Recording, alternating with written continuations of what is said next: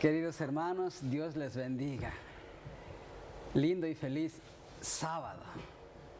Sean todos bienvenidos a la Iglesia en Estudio. Hoy estaremos viendo el pan, el agua de vida. Toda esta semana, queridos hermanos. Y para esta semana me va a estar acompañando el pastor Ever García Reyes. Pastor Ever, Dios le bendiga, sea bienvenido. Gracias por la invitación. Siempre es un placer estar acompañando aquí en la Iglesia en Estudio y sobre todo a los hermanos allá en la iglesia. Les deseamos feliz sábado. Amén. Esperemos que todos disfruten de la palabra de Dios, la palabra, el pan espiritual que van a recibir en este sábado y pues que todos seamos bendecidos grandemente. Qué lindo, ¿verdad? El tema de hoy, el pan y el agua de vida. Pan y el agua de vida. Vamos a ver qué significa el pan y el agua, que son lecciones para nosotros. Claro, es importante para el pueblo de Israel, ¿verdad? A través de quién representaba y para nosotros también, porque estas lecciones fueron hechas para nosotros. ¿Qué le parece, pastor? Vamos a orar antes de entrar ya a nuestra lección de hoy. Perfecto, vamos a orar. Querido Padre Celestial, bendecimos y alabamos su santo nombre. En este día venimos aquí delante de su presencia para darle las gracias por la oportunidad, Señor, que nos da de compartir con nuestros hermanos tu santa palabra. Pedimos la presencia de su Santo Espíritu, que Él sea el Maestro, el que inspiró a los profetas y a los apóstoles, sea también el Maestro en este día. Sí, Señor. Y que podamos, Señor, aprender de tu palabra y ser edificados sobre la roca, sobre tu palabra, Señor. Bendice a los oyentes en sus casas, donde quiera que estén, que la bendición esté con cada uno de ellos y que también, Señor, puedas traer lo que ellos necesitan. Si en tu pueblo, en el oyente, hay alguna necesidad, usted pueda suplirlo, porque tenemos fe y confianza que usted siempre estará con nosotros. Sí, Señor. Y va a satisfacer cada una de nuestras necesidades. Lo pedimos y lo agradecemos en el bendito nombre de Cristo Jesús. Amén. Amén. Amén. Bueno, queridos hermanos, gracias por seguirnos semana tras semana. Y bueno, como dijimos hace un momento, el pan y el agua de vida.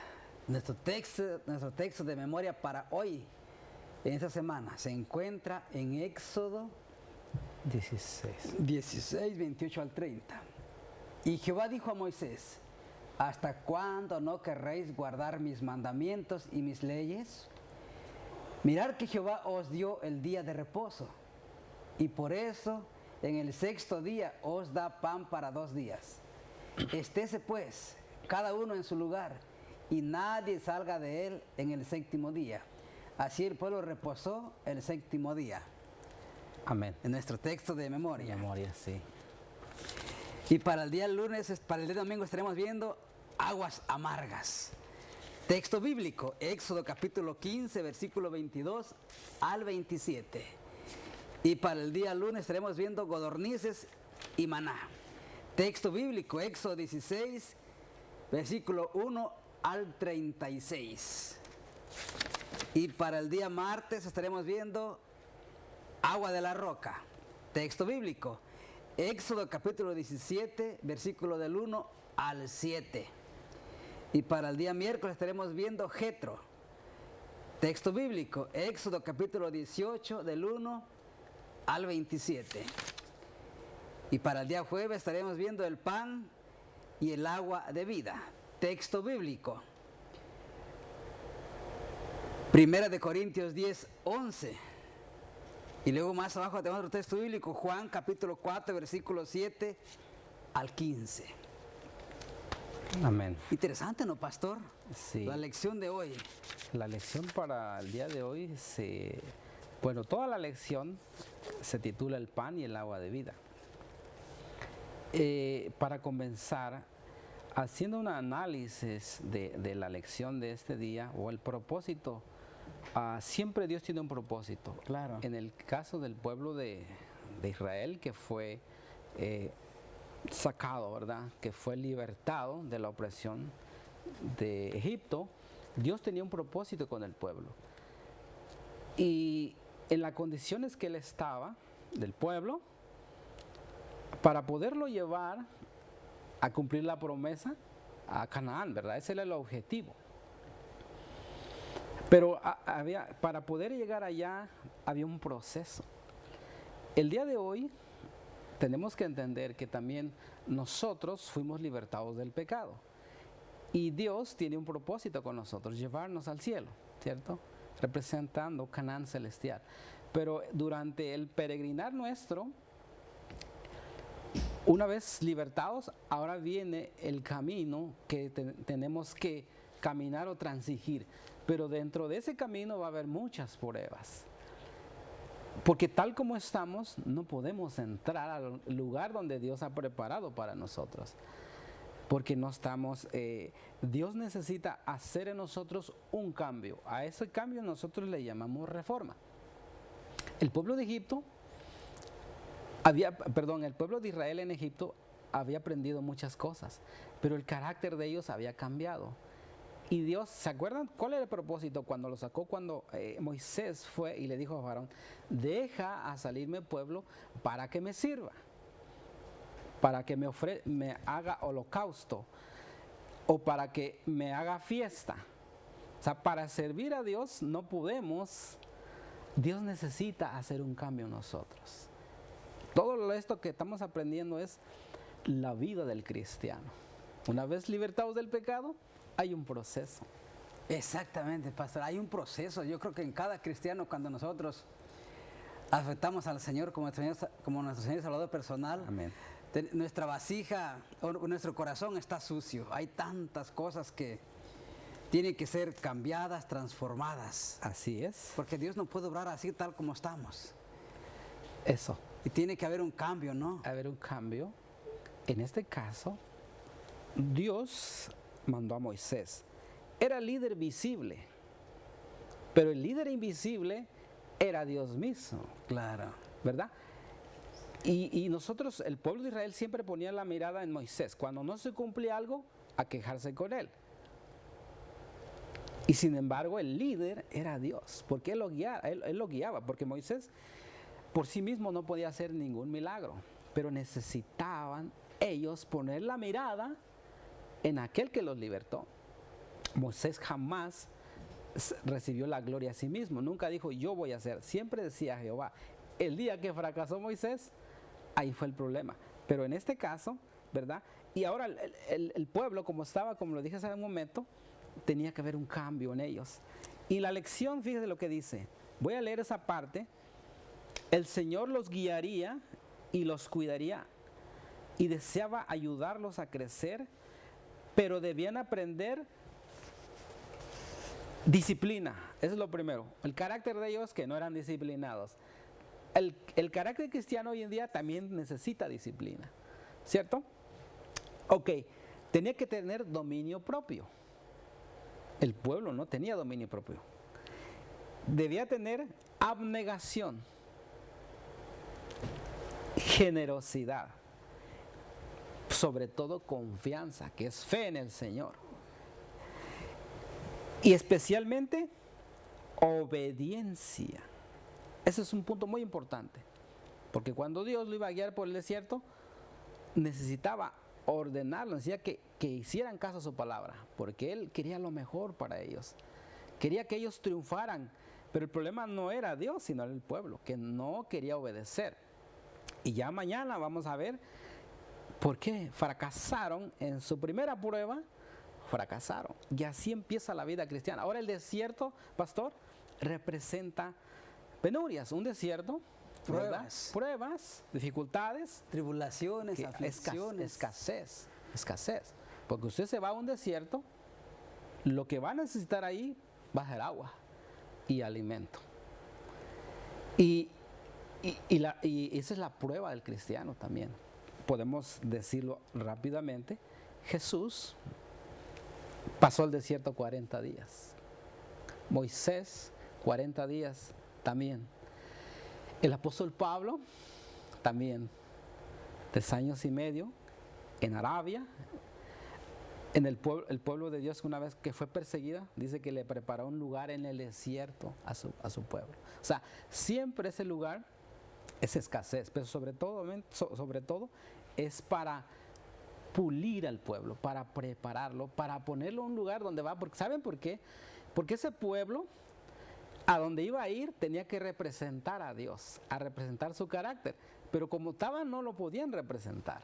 Así el cristiano hoy día, para representar a Cristo como su embajador, necesita deshacerse de muchas cosas. Pastor, el propósito del Señor de hacer pasar al pueblo por el desierto, guiarlos por el desierto, el propósito de Dios era para con su pueblo que el pueblo aprendiera a confiar totalmente en el Señor. Así es. Y aprendiera a depender absolutamente de Dios. Sí, es la fe. Ese era el propósito, ¿no? Ese es el punto clave. En Patriarcas y Profetas, tengo una cita, no lo tenemos aquí, pero lo voy a leer. Están Patriarcas y Profetas en la página 645. Fíjate lo que dice, y ese resume todo.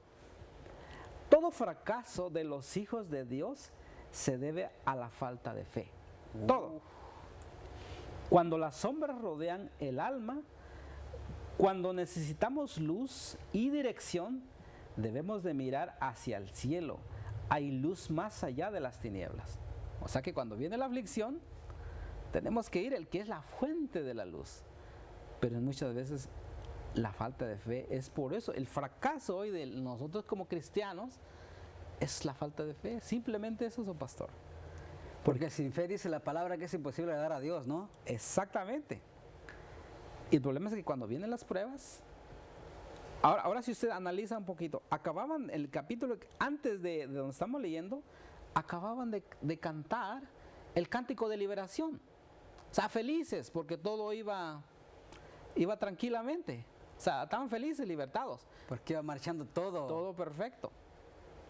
Sin embargo, cuando llegó la prueba, la primeritita prueba. Entonces el pueblo ahí trastabilló. ¿Por qué? Porque bien podían confiar en ese mismo Dios que los acababan de ver días atrás, como el Señor abrió el mar. Eso para ellos pudo haber sido hubiera venido a la mente, es un gran milagro, y podían tener tanta confianza en que Dios iba a suplir alimentos. Dios bien podía ponerles ahí ¿cómo se dice? Una mesa, ¿verdad? Ahí servida con todos los alimentos. No, pero así no se prueba la fe. Pero sin embargo Dios quería ver si realmente confiaban en ellos. Quería lo mejor para ellos, pero no lo podían entender. ¿Qué le parece, pastor? Vamos al espíritu de profecía. Vamos a ver lo que comenta la sierva del Señor.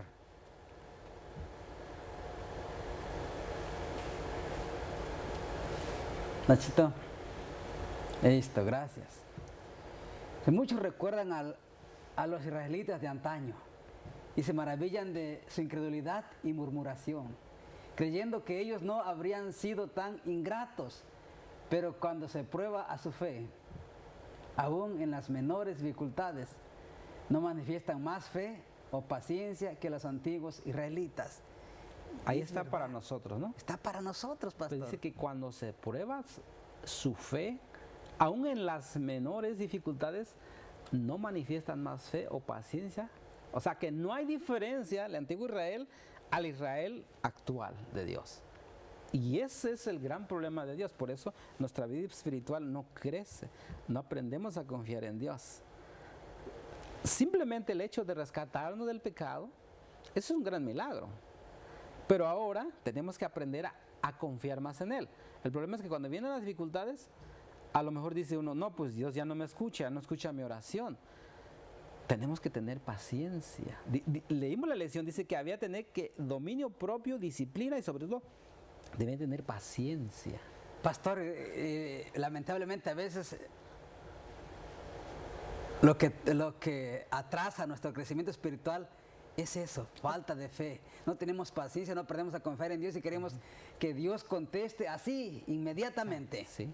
Y no, Dios va a contestar no en nuestro tiempo, sino en el tiempo de Él. Sí, porque Él Y sabe mejor. Él sabe mejor qué es lo que nos conviene Sí. y qué es lo que no nos conviene. Exacto, pero Él siempre está ahí. Él siempre está ahí, ¿no? Sí, así es que invitamos a los hermanos, no pierdan la fe. Si están pasando, yo sé que hay mucha familia de Dios que está pasando pruebas hoy en día, pero tenemos que mantenernos ahí. Voy a leer un texto bíblico. Primera de Pedro 4:12. Primera de Pedro, voy a pedirle a los hermanos que lo pongan en la pantalla. Primero de Pedro 4. Ya está ahí. Dice, amados, no os sorprendáis del fuego de prueba que os ha sobrevenido, como si alguna cosa extraña os aconteciese. Siguiente, 13. Sino, como dice, gozaos por cuanto sois participantes de los padecimientos de Cristo, para que también en la revelación de su gloria os gozaréis con gran alegría. Dice que en los padecimientos tenemos que alegrarnos, tenemos que gozarnos. ¿Quién se puede gozar en la tribulación? Parece una, ¿cómo se dice? Contrario a lo que Dios ofrece, pero realmente dice que por los padecimientos de Cristo tenemos que gozarnos la tribulación, porque después eso va a permitir probar nuestra fe. Cada prueba que viene es para fortalecernos, porque cuando viene otra, tenemos confianza en Él de que vamos a salir de eso, y así es como vamos derrotando, ¿verdad? Va el crecimiento espiritual y vamos crecimiento, fortaleciendo nuestra fe cada día más y más. Pero si en esas pruebitas pequeñas fracasamos, ¿cómo vamos a confiar en Él cuando venga una prueba mucho más mayor? Es verdad. Recordaba, pastor, lo que le aconteció a Pablo y a Silas cuando estaban en la cárcel, ¿no? Ellos confiaban en el Señor. Dice que mientras estaban en la cárcel, dice que cantaban y alababan al Señor, ¿verdad? Correcto. Y qué difícil ha de ser, ¿no? Pero cuando estamos en el Señor, estamos conectados con el Señor diariamente, por muy grande que sea la prueba, nos va a afectar, claro, por supuesto, porque somos seres humanos. Amén, sí. Pero no nos va a afectar tanto si tenemos la confianza puesta en Cristo Jesús, porque sabemos que Dios prometió, ¿no?, que Él estaría con nosotros todos los días hasta el fin del mundo. Amén. Hermanos. Y que también Él dice que cuando también manda la prueba, también Él manda la salida, y sabemos que las pruebas son para que crezcamos espiritualmente en la palabra de Dios. A confiar en Él. A confiar en Él. Totalmente en Dios. Porque si nosotros tenemos fe, porque Dios nunca quiere nada malo para sus hijos. Claro que no. Quiere lo mejor para nosotros. El problema es que nosotros no podemos entender, porque nos falta la disciplina, nos falta la obediencia sobre todo. Queremos hacer las cosas como nosotros queremos. Y eso no es así, por eso fracasamos. Vamos al Espíritu de Profecía, fíjese lo que dice la siguiente. A otra nota. A la otra nota. Ok. El Señor les había prometido ser su Dios, hacerlos su pueblo y guiarlos a una tierra grande y buena, pero siempre estaban dispuestos a desmayar ante cada obstáculo que encontraban en su marcha hacia aquel lugar. El problema de Dios hoy dice, olvidaron su amarga servidumbre en Egipto, olvidaron las bondades y el poder de Dios que había manifestado en su favor al librarlos de la esclavitud.